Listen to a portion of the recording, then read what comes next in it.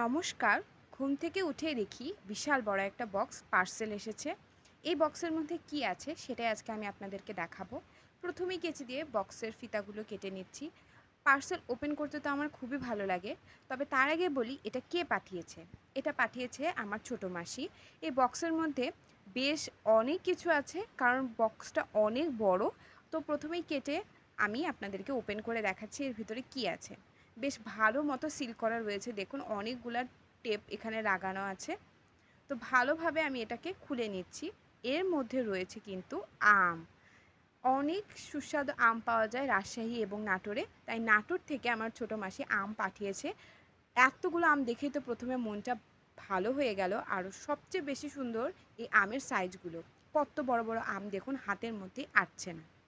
এই আমগুলো খেতেও খুবই সুস্বাদু ছিল এবং দেখতেও ভীষণ সুন্দর ছিল।